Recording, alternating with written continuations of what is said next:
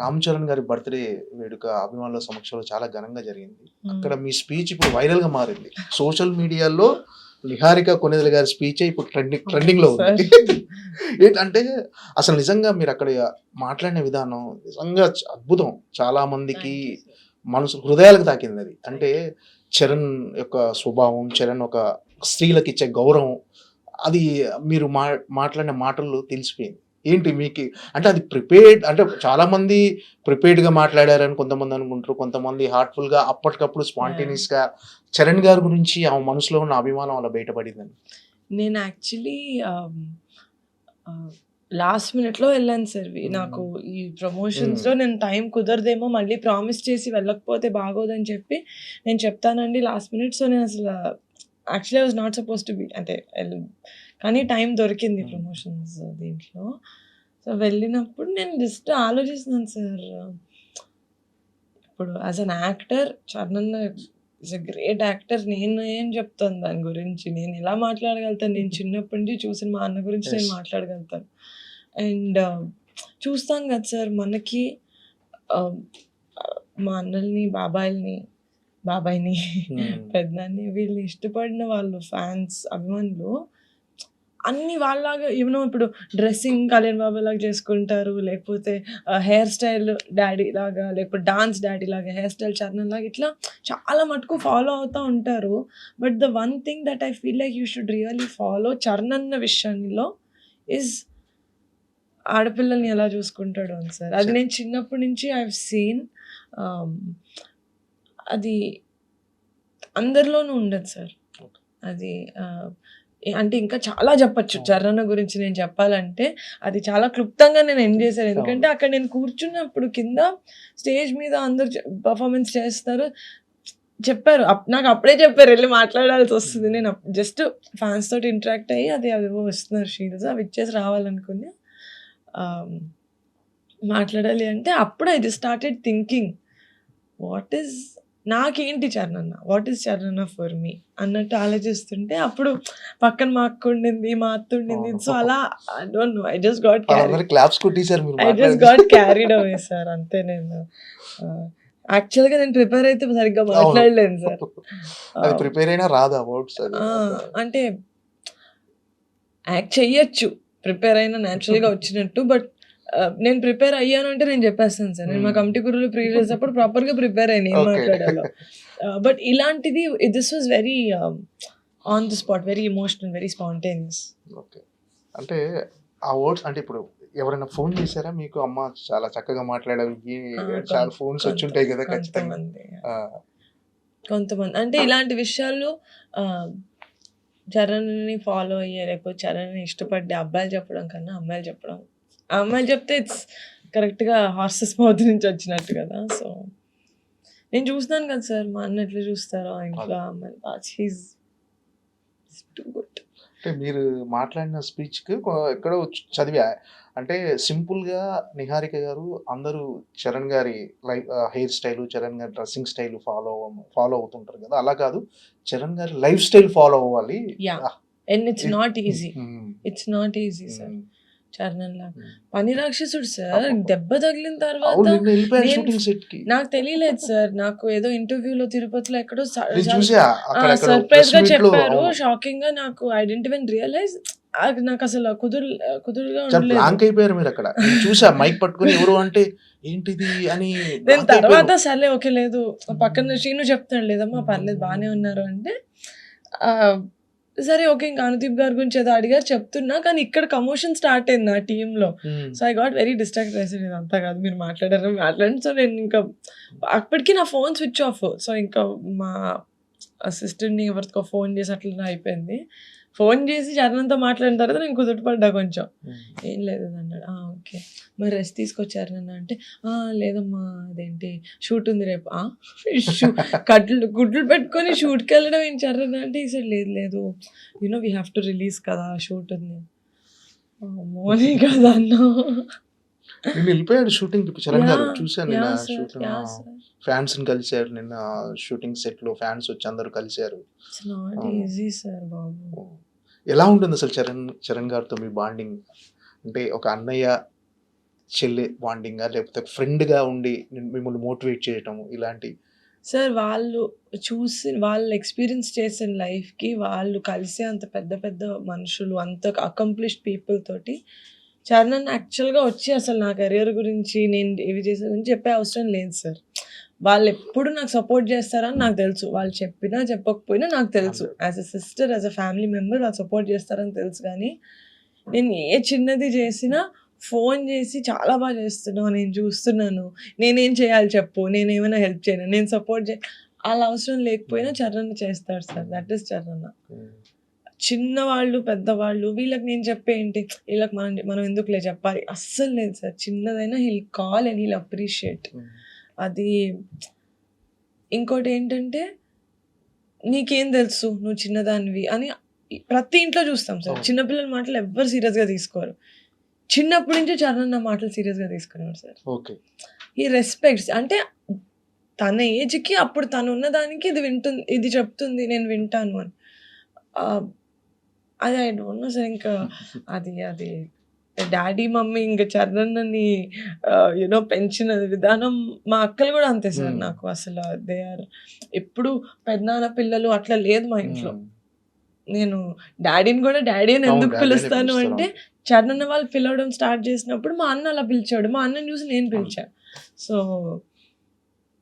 ఇది జస్ట్ నేను చెప్తే మరి ఎక్కువ చెప్తున్నాను మీ అన్నయ్య గురించి డప్పు కొడుతున్నావు అనుకుంటారు కానీ, ఆహ్, నా ప్రేమే అంతే సార్ హ్మ్. అందరితోటి. ఓపెన్‌గా లవ్ చేస్తా నేను. నాకు నచ్చరు, నాకు ఎందుకో కనెక్ట్ అవ్వట్లేదు అంటే నేను దూరంగా ఉంటాను. బ్యాడ్‌గా మాట్లాడను గానీ, నాకు నచ్చారు అంటే ఓకే. యాహ్! అంటే అంత అంత ముక్కుసూటితనంగా, అంత బోలాగా ఉండటం వల్ల అంటే ఇబ్బందులేం హ్మ్. ఫేస్ చేయలేదా? అంటే కొన్ని నచ్చినయి నచ్చనిది నచ్చనట్టుగా చెప్పేయటం, నచ్చితే అంటే ప్రేమించేయటం. నచ్చనిది నచ్చనట్టు ఎదుటోళ్ళ ఫీలింగ్స్ పట్టించుకోకుండా చెప్పను సార్. హ్మ్. సెన్సిబిలిటీ ఉంటుంది. ఓకే. ఆహ్, కానీ నచ్చితే ఎక్కువ చూపిస్తా. ఓకే. నచ్చకపోతే సైలెంట్ ఉంటా. అంటే ఇప్పుడు 'చరణ్' గారిని నా చిన్న అంటే చిన్న మైనర్ యాక్సిడెంట్ అయిన తర్వాత గూడా షూటింగ్‌కెళ్ళిపోయాడు. అక్కడ 'పెద్ది' షూటింగ్‌లో అందరు ఫ్యాన్స్‌ని కలిసాడు. నిజంగా మీరన్నట్టు పని రాక్షసుడు 'చరణ్' గారు. అసలు ఆహా! అది నేను అడిగాను గూడా సార్ బ్రేక్ ఇది అదంటే లేదు యూ నో ఏప్రిల్ 30కి డేట్ ఉందది. డేట్ ఉంది. We have to finish it. మన ఫ్యాన్స్ అందరూ దే ఆర్ రియల్లీ ఈగర్ ఇప్పటికి కంటెంట్ బాగా ఓకే. ఎలా అనిపించింది మీకు 'పెద్ది' కంటెంట్ చూసారుగా ఇప్పటివరకు సూపర్ గ్లిమ్స్? సార్. ఆ! నేనే సార్ పెద్ద ఫ్యాన్. నిన్న నేను ఈవెంట్‌లో చెప్పినట్టు వాళ్ళందరికన్నా కొంచెం నాకే ఎక్కువ ఎక్కడి ఇష్టం. ఓకే. అంటే ఆహ్, చాలా ఎంజాయ్ చేశాను సార్ నేను. ఆ కాంబినేషనే నాకు ద ద డైరెక్టర్ బుచ్చి గారు, హ్మ్. రెహమాన్ గారు ద సాంగ్స్ రిలీజ్ అవుతుంది కదా! చాలా ఎక్సైటెడ్ సార్ నేనైతే. ఐ వాంట్ టు వాచ్ అది ఒక ఆ, ఏమంటారు దివాళీ లాగా ఉండబోతుంది. ఓకే. దివాళీ రోజు మనకి టపాసులు పేలిస్తే ఎంత కలర్‌ఫుల్‌గా లౌడ్‌గా సౌండ్ చేస్తదో పెద్ది అంత గట్టిగా సౌండ్ చేస్తది. ఈ రోజు రిలీజ్ అయిన గ్లిమ్స్ మాత్రం అదిరిపోయిందండి నిజంగా. అసలు 'చరణ్' గారి ట్రాన్స్‌ఫర్మేషన్ అదిరిపోయింది బాడీ. అసలు. బాడీ. అంటే మీరు ఏదో ఇంటర్వ్యూలో చెప్పారు. నేను 'పెద్ది' లాంటి సినిమా ప్రొడ్యూస్ చేయాలని. ఆ! ఏంటి ప్లానింగ్స్ ఏమైనా ఉన్నాయా? ఏం లేదు సార్. ఏం లేదు ఆ! సార్. అంటే ఒక యాంబిషన్ అనేది ఉంటుంది కదా సార్. ఆ! మీ యాస్ ఎ ప్రొడ్యూసర్ చేయాలి అని. ఎందుకంటే ఇంట్లో ఇంతమంది గ్రేట్ యాక్టర్స్‌ని పెట్టుకొని అవును. నాకు గూడా ఉంటుంది గదా! సో, అదైతే ఉంది. లేదు అయితది. ఖచ్చితంగా అవుతారు. థాంక్ 'పెద్ది' లాంటి సినిమా యూ. ఖచ్చితంగా చరణ్ గారితో ప్రొడ్యూస్ చేస్తారు అందులో నో డౌట్. Thank you. ఏంటంటే 'కమిటీ కుర్రాలు' సినిమా తర్వాత చాలా కథలు విన్నారా అసలు? ఇంకో కథ సెలెక్ట్ చేసుకుంటానికి, మళ్ళీ ప్రొడ్యూస్ చేయటానికి? చాలా కథలొచ్చాయి సార్. హ్మ్. యాక్చువల్‌గా పెద్ది అంట. ఓకే. అది చూసారా? యాక్చువల్లీ 'కమిటీ కుర్రోళ్ళు' తర్వాత చాలా కథలొచ్చినవి హ్మ్. 80% వరకు విలేజ్ స్టోరీస్ ఆ బాయ్స్ మధ్యన అబ్బాయిలు యూ నో అలాంటి కథలే వచ్చాయి. చెయ్యకూడదు అని కాదు గానీ, నా దృష్టిలో కమిటీలో మేమది ఫుల్‌గా చూపిచ్చాం. ఎక్స్‌ప్లోర్ చేయడానికి చాలా తక్కువుంది. ఇంకా ఎక్స్‌ట్రా ఎక్స్‌ప్లోర్ చేయడానికి. So, I was looking for interesting stories ఇంకొంచెం ఆహ్, డిఫరెంట్‌గా అని కూడా చూడలేదు సార్. జస్ట్ ఇంకా ఎంటర్‌టైనింగ్ మరీ సేమ్‌గా కాకుండా. లేకపోతే మనమే టైప్ కాస్ట్ అయిపోతాం. ఇలాగే చేస్తారు రూరల్ దిస్ థింగ్ అని. So, I wanted to show variety. అదైతే నిజం. హ్మ్. సో అలాగా ఆ వెరైటీలో వచ్చిందే రాకాస. అంటే 'రాకాస' కథ వినగానే మిమ్మల్ని బాగా ఎక్సైట్ చేసిన ఎలిమెంట్ ఏంటి? ఈ సినిమా చేయాలి, ప్రొడ్యూస్ చేయాలి, నేను చేసేయాలి అని. అది చెప్పలేను sir. The main plot point. Okay. Yeah! ఆ! సినిమాలో తెలుస్తుంది. ఆ! బట్ దట్ ఈస్ సంథింగ్ అది నాకు చాలా ఎక్సైట్ చేసింది. మీరు చెప్పకపోయినా టీజర్, ట్రైలర్ చూస్తే ఖచ్చితంగా సంథింగ్ స్పెషల్ ఈ సినిమా. Thank you. ఖచ్చితంగా థియేటర్‌కి జనాలను తీసుకొచ్చే సినిమా అనిపించింది. సో, అంటే ఈ కథలో మెయిన్ అంటే ఇప్పటివరకు వచ్చిన చాలా సినిమాలొచ్చాయి. ఇప్పుడు రెగ్యులర్‌గా కొన్ని సినిమా అంటే డిఫరెంట్ సినిమా అని చెప్పుకోవచ్చా ఒక రకంగా ఇది? అంటే జనాలకు ఒక థియేట్రికల్ ఎక్స్‌పీరియన్స్ ఇచ్చే సినిమా. Yes sir. డెఫినెట్‌లీ. అదే నేను చెప్పిందేంటంటే ఆహ్, థియేటర్‌కి వచ్చే ముందు మన లైఫ్‌ని ఒక 2.5 అవర్స్ పాజ్ చేసి థియేటర్‌కొస్తే ఇట్స్ అన్ ఎంటైర్‌లీ ఆహ్, అస్సలు సంబంధం లేని ప్రపంచం అని చెప్పను. హ్మ్. యూ నో ఎందుకంటే ఆ విలేజ్ డ్రామా అంతా ఉంటుంది. మనం రిలేట్ చేసుకునే కామెడీ ఉంటుంది. హీరో క్యారెక్టర్ అయితే ఇట్స్ సో బ్రిలియంట్‌లీ రిటెన్. వాడు ఆడిక్కడ ఏదో అంటే అదే సేమ్ మేము టీజర్‌లో చెప్పినట్టు ప్రతి ప్లగ్‌లోనూ వేలు పెట్టే క్యాండిడేట్ ఇరుక్కుంటాడు. తనకు పోయి తనే దూకుంటాడు అలాగా. శ్రీను గారి క్యారెక్టర్, నయన్ క్యారెక్టర్, చాలామంది బ్రహ్మాజీ గారు, కిషోర్, తనిఖీల్ బర్ని గారు, ఆశీష్ విద్యార్థి గారు, ఎవ్రీ వన్స్ క్యారెక్టర్ ఈజ్ సిట్యుయేషన్‌కి తగ్గట్టు ఉంటుంది సార్ కామెడీ. మేము ట్రైలర్‌లో గూడా వెతుక్కోవాల్సొచ్చింది. ఫాస్ట్‌గా మనకి పంచ్ మీద పంచ్ పడే కామెడీ ఏదుంది అని మేము ట్రైలర్‌లో we had to search because మా ఎంటైర్ ఫిల్మ్‌లో జోక్ పడాలి కదా అని ఏసే జోక్‌లేవి లేవు sir. Honestly they are all situational comedy, character comedy. So, yeah! That's the experience is that ఒక మంచి సినిమా చూసాము. ఎంటర్‌టైన్ అయ్యాము. ఒక 2.5 అవర్స్ హుక్ చేశారు మమ్మల్ని అన్న ఫీలింగ్ వస్తుంది. ఎందుకంటే అదే చాలా డిఫికల్ట్ అయిపోయింది ఈ మధ్యన. అది. ఒక చిన్న సినిమా ఆహ్, తో ఒక పెద్ద movie or medium budget movie experience ఇవ్వాలనైతే మేము ప్రయత్నం. ఐ రియల్లీ హోప్ కాదు. నేను చూసినంత వరకైతే మేము రీచ్ అయ్యాం. ఇప్పుడు ఆడియన్స్‌కి నచ్చుతుందానికి. అంటే ఈ ఫాంటసీ కామెడీ కదా సినిమా. హ్మ్. అంటే ఆ ట్రైలర్ చూస్తే మీరు చిన్న పిల్లల్ని టార్గెట్ చేశారు. హ్మ్. పదండి అని మొత్తం టికెట్లు వెళ్తే ఫ్యామిలీతో వెళ్ళేటట్టుగా ప్లాన్ చేశారు మీరు. యాహ్! పెద్ద ప్లానింగే అన్నట్టుగా. అంటే it's very clean film sir. Hmm. Very clean film. Ah, no like awkward scenes. ఇప్పుడు అంటే మనకు చాలా మటుకు కొన్ని వస్తాయి. ప్రమోషన్స్ అప్పుడు ఫ్యామిలీ అందరూ ఎళ్లి చూడాల్సిన సినిమా అంటారు. కానీ కొన్ని సీన్స్ అయినా, పాటల్లో కొన్ని ఇవైనా కూడా కంఫర్టబుల్‌గా ఉండట్లేదు ఫ్యామిలీకి. అది గుడ్ ఆర్ బ్యాడ్ అని నేను చెప్పట్లేదు. As a family, as an Indian orthodox sort of a family they are not comfortable. But 'Rakasa' is very clean comedy family entertainer which has fantasy. అది పిల్లల్ని ఎంటర్‌టైన్ చేస్తుంది. ఆల్సో మనం 'చందమామ కథలు' విని 'విఠలాచార్య' గారి సినిమా చూసిన వాళ్ళకి కూడా అది మళ్ళీ తీసినట్టు అనిపిస్తుంది ఈ జనరేషన్‌లో. మానస శర్మ ఈ సినిమాతో డైరెక్టర్‌గా పరిచయం అవుతున్నారు. అంటే ఆమె చెప్పిన కథలు మీకు అంటే ఆమెను డైరెక్టర్‌గా పరిచయం చేయడానికి రీజన్ అంటే ఇంతకుముందు మీ 'పింక్ ఎలిఫెంట్‌లోనే యాహ్! పనిచేశారని కదా! యాహ్! యాహ్! అంటే ఆమెలో ఉన్న టాలెంట్‌ని ఎలా గుర్తించారు మీరు? అంటే it was a journey sir. హ్మ్. మేము ఫస్ట్ నేను మానసాని రైటర్ లాగా కలిసాను. 'మ్యాడ్ హౌస్' అని ఒక సీరీస్‌కి అసలు ఆమెను చూడను కూడా చూడలేదు. నేను ఫస్ట్ ఆవిడ డైలాగ్సే చూసా. ఓకే. ఆవిడ వైజాగ్‌లో ఉండరు. అప్పుడు వైజాగ్ నుంచి పంపించేవాళ్ళు ఈమెయిల్‌లో డైలాగ్స్. చాలా పెక్యూలియర్‌గా విట్టి కామెడీ ఉండేది. డార్క్ జోక్స్ ఉండేవి. విట్టీగా ఉండేది. ఆమెను కలిసిన తర్వాత సేమ్ ఇప్పుడు ఉన్నట్టే ఎక్కువ గట్టిగా ఎమోషన్స్ బయటకు చెప్పరు. కానీ she is very sensible. So, అలా యాస్ ఎ రైటర్ నేను కలిసి మేము 'బెంచ్ లైఫ్' అన్న సీరీస్ డైరెక్షన్ చేసింది. అక్కడి నుంచి స్టార్ట్ చేస్తూనే she is very good. Director obviously any first time డైరెక్టర్స్‌కి మనం ఆ support will have to create. అంటే వాళ్ళ కంఫర్ట్, వాళ్ళ కాన్సంట్రేషన్ అంతా డైరెక్షన్ మీద పెట్టేటట్టు. So, we also did the same thing. The team I think we have put a very supporting team for her. She is very sensitive in a way that sensitive అంటే మనం అనుకునే సెన్సిటివ్‌గా ఏడ్చేస్తది అది కాదు. ఎమోషన్స్‌కి చాలా సెన్సిటివ్‌గా ఉంటారు. ఏది ఎమోషన్స్ ఇప్పుడు రుద్దాలి మనం ఆడియన్స్ మీద అన్నట్టు కాదు. Very natural. You should just let it come. So అది I really like about her as a director. And it's a journey sir. I've seen her. No, she has been a part of pink elephant. If I don't trust her, who will trust her? Manasa garu Vithalacharya అభిమానిని నేను. Hmm. Vithalacharya గారి సినిమాలు చూసి చిన్నప్పటి నుంచి పెరిగాను నేను. So Vithalacharya గారే ఈ సినిమాకి ఇన్స్పిరేషను. ఆయన సినిమాలు తీసినప్పుడు ఈ విజువల్ ఎఫెక్ట్స్ ఇవి గ్రాఫిక్స్ అవి లేనప్పుడు ఆయన సినిమా అప్పుడే అంత అద్భుతంగా ఉండేది. అలాంటి వాటికి ఒక ఇవి విఎఫ్ఎక్స్ యాడ్ చేస్తే ఎలా ఉంటుందో అలా అని చెప్పారు. Yeah. సో నిజంగా అలాంటి థియేట్రికల్ ఎక్స్పీరియన్స్ ఇవ్వబోతుందా? Yeah, sir. Hmm. Definitely. I agree. Hmm. I correct గా చెప్పింది మా answer. That's what it is. Comedy, a little bit of love, very cute love story. అది కూడా కథకి సెపరేట్గా వెళ్ళిపోయేది కాదు, కథలోనే ఉంటుంది. మానస కథ ఒక she's very, she has to be ప్రతిదీ కథలో పాటు కథ నుంచి బయటకు వెళ్తుంది, కథ నుంచి ఏది ఫర్ ఎనీ రీజన్, కామెడీ అయినా లవ్ స్టోరీ అయినా యాక్షన్ అయినా ఏదైనా కథలోనే ఒక భాగంలాగా ఉండాలి అని. డెఫినెట్గా అంతే sir. Comedy, the fantasy element, ఆ చిన్న థ్రిల్లింగ్ మూమెంట్స్, ఎవ్రీథింగ్ కరెక్ట్గా చెప్పింది మానస. విఠలాచార్య గారి సినిమాలో విఎఫ్ఎక్స్ యాడ్ చేస్తే ఎలా ఉంటుంది అలా. ఏంటంటే మానస గారితో మాట్లాడినప్పుడు ఆమె చెప్పింది ఏంటంటే ఇప్పుడు సినిమాలో విజువల్ ఎఫెక్ట్స్ విఎఫ్ఎక్స్ వర్క్ చాలా ఉంది.